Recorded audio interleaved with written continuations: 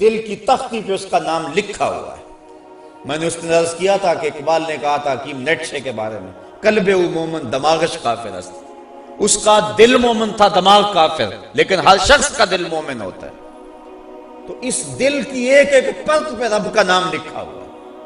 اور کافر کو کافر اس لیے کہتے ہیں کہ وہ اس حقیقت کو چھپا دیتا ہے۔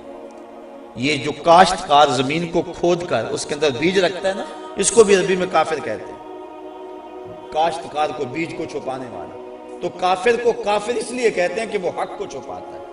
تو ہمارے سینے کے اندر ہمارے رب کا نام موجود ہے، اور دل تو ٹھکانہ ہی اس کا ہے، دل تو بنایا ہی اس لیے ہے کہ یہ اللہ کا عرش بنے۔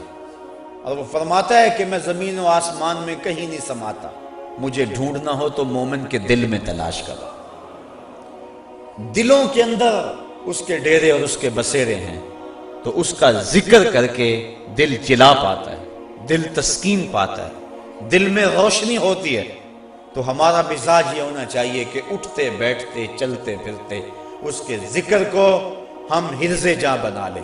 جب بندہ ایک مرتبہ کہتا ہے سبحان اللہ، زمین آسمان کے درمیان جتنا فاصلہ ہے سارا نور سے بھر جاتا ہے۔ یہ برکتیں ہیں ذکر کی۔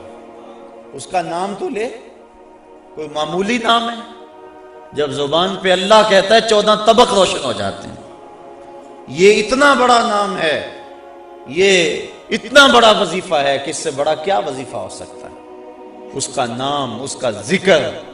تو فرمایا اللہ کا ذکر اتنی کثرت سے کرو کہ لوگ تمہیں کہیں مجنون ہے، اور منافق تمہیں ریاکاری کے تانے دے۔ تم اٹھتے بیٹھتے چلتے پھرتے اس کے ذکر کو حرز جاں بنائے رکھو، یہی تمہارا سرمایہ ہے، یہی تمہارا وظیفہ ہے۔ دکھے ہوئے دل کا بھی یہی علاج ہے، پریشان خاطری کا بھی یہی علاج ہے۔ اندر کی کالک اس کے ذکر سے دھلتی ہے۔ حضور فرمایا لِكُلِّ شَيْءٍ سَقَالَةٌ وَسَقَالَةُ الْقُلُوبِ ذِكْرُ اللَّهِ۔ ہر شے کا زنگ دور کرنے کے لیے کچھ نہ کچھ بنایا گیا۔ کپڑے کو میل لگ جائے تو صابن یا سرف سے دھوتے ہیں، اس طرح لوہے کو زنگ لگ جائے تو ریگ مار سے صاف کرتے ہیں۔ ہر شے کا زنگ دور کرنے کے لیے کچھ نہ کچھ ہے۔ فرمایا دلوں کو زنگ لگ جائے تو اللہ کا ذکر کرو، تمہارے دل ستھرے ہو جائیں گے۔ وَسَقَالَةُ الْقُلُوبِ ذِكْرُ اللَّهِ۔ دل کی سقالت، دل کے زنگ کو دور کرنے کا جو آلہ ہے وہ اللہ کا ذکر ہے۔ جب انسان ذکر کرتا ہے تو دل جلا پاتا ہے، دل روشنی پاتا ہے۔ گناہ سے دل میلا ہوتا ہے۔ روایت میں آتا ہے جب انسان گناہ کرتا ہے تو اس کے دل میں ایک سیاہ نقطہ لگ جاتا ہے۔ اگر وہ توبہ کے آنسوؤں سے اس کو دھو لے تو اس کا دل شفاف ہو جائے گا، اور اگر وہ توبہ نہیں کرتا اور تکرار گناہ کرتا ہے تو اس نقطے کے ساتھ ایک اور نقطہ لگ جاتا ہے۔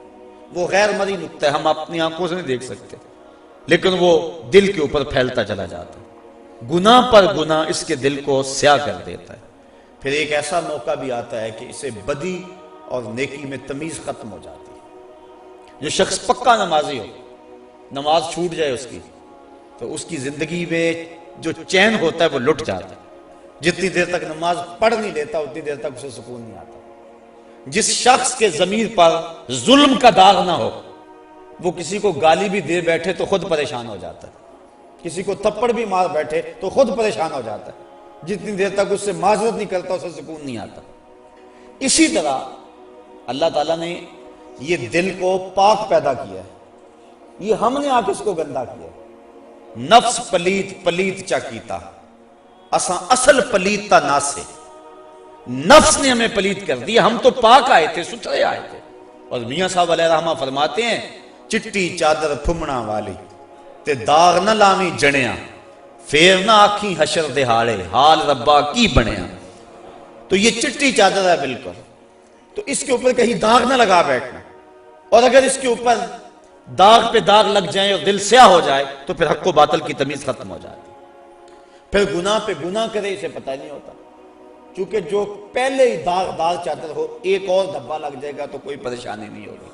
چٹی چادر پہ معمولی سا داغ بھی لگے گا تو ہر ایک کو نظر آئے گا، محسوس کیا جائے گا کہ یہ داغ لگا ہوا ہے۔ اس لیے گناہ کرنے کا جو شخص مزاج بنا لیتا ہے اس کے لیے گناہ مشکل نہیں رہتا۔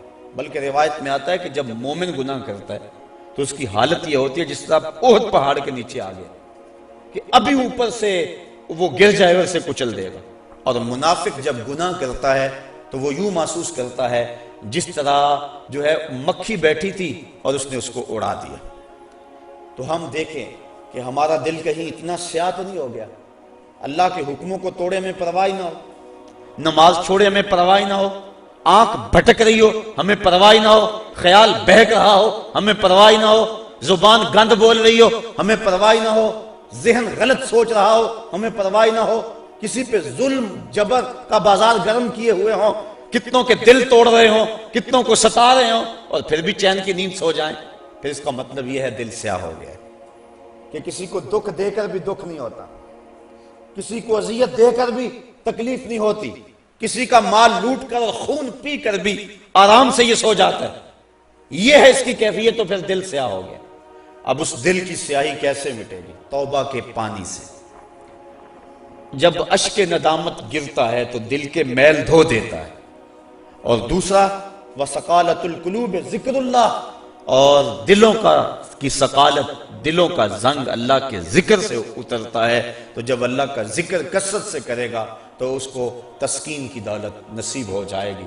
تو اللہ فرماتا ہے الا بذکر اللہ تطمئن القلوب, سن لو دلوں کی طمانینت اس کے ذکر میں ہے. اور فرمایا کچھ رجال ایسے ہیں, کچھ اللہ کے بندے ایسے ہیں کہ اللہ کا ذکر اس انداز میں کرتے ہیں کہ بیع و شراء اور تجارت ان کو اللہ کے ذکر سے روکتی نہیں ہے. یعنی وہ کام بھی کر رہے ہوتے ہیں اور ذکر بھی کر رہے ہوتے ہیں. حضرت شاہ نقشبند بخاری علیہ رحمہ آپ فرماتے ہیں میں نے منام ایک شخص کو دیکھا 70,000 دراہم کا کاروبار کر رہا تھا. میں حیران ہو گیا کہ یہاں آ کر اتنا بڑا کاروبار, لیکن جب میں نے غور کیا تو اس کا دل ایک لمحے کے لیے بھی رب کی یاد سے غافل نہیں تھا.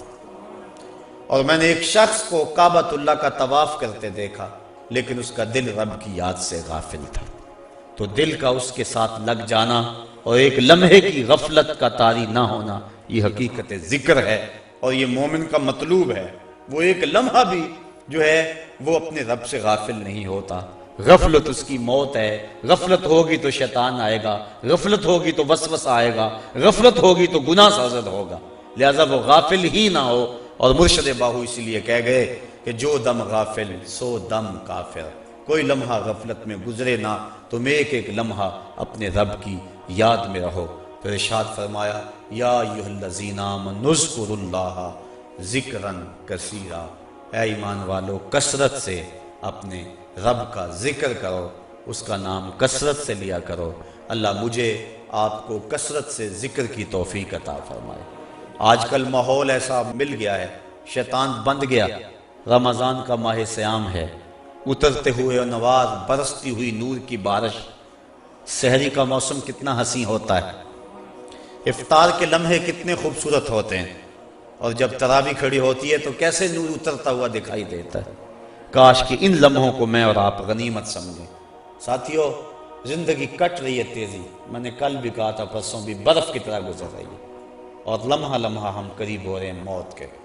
رمضان کے لمحوں کو غنیمت سمجھ لو اور اپنی ما قبل کی زندگی کو دیکھو اور مستقبل کی منصوبہ بندی کرو, اور اپنے رب کے ذکر سے اپنے من کے اجالوں کا سامان کر لو. اللہ مجھے